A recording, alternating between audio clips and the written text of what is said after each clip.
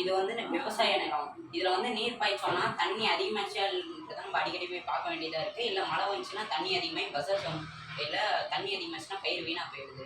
நம்ம இந்த பஸரை யூஸ் பண்ணோம்னா ஒரு லெவலுக்கு மேலே தண்ணி அதிகமாச்சுன்னா பஸர் சவுண்டு கேட்கும், நம்ம ஆஃப் பண்ணுறதுக்கு ஈஸியாக இருக்கும்.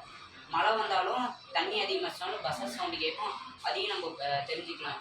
இது வந்து விவசாயத்துக்கு யூஸ்ஃபுல்லான கருவியாக நம்ம உருவாக்கிடும்.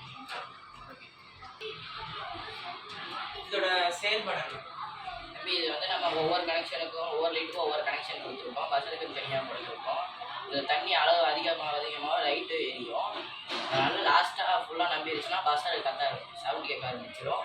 நம்ம போயிட்டு ஆஃப் பண்ணிக்கலாம், தண்ணியை வந்து ஆஃப் பண்ணிக்கலாம். அதே மழை வந்தாலும் பஸ்ஸர் அடிக்கும். ஃபுல் ஆகிடுச்சுன்னா பஸ்ஸர் அடிக்கும். போயிட்டு நம்ம என்னென்ன பண்ணணுமோ பண்ணிக்கலாம். இப்போ வந்து நான் பண்ணி கட்டுறேன்.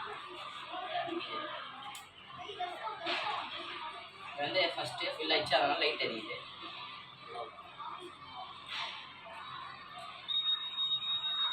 இது வந்து இப்போ தண்ணி ஃபுல் ஆகிடுச்சு. விவசாய நிலத்தில் இவ்வளோ தான் அளவு இருக்குது செடிக்கு. அதனால் இப்போ இவ்வளோ தான் தண்ணி வேணும்னா நம்ம ஃபிக்ஸ் பண்ணி வச்சுருக்கோம். அதனால் பஸ்ஸை அடிக்க ஆரம்பிச்சு நம்ம போய் ஆஃப் பண்ணிக்கலாம்.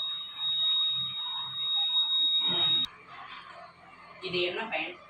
இதோட பேர் நீர் கட்டுப்பாட்டு கருவி. இந்த கருவி வந்து விவசாயிகளுக்கு ரொம்ப பயனுள்ளதாக இருக்கும். மழை பெய்ந்துச்சுன்னா விவசாயிகள் நிலத்துல தண்ணி ஃபுல்லாக நம்பிடுறதுனால விவசாயியோட பயிரோட நிலம வேஸ்ட் ஆயிருது.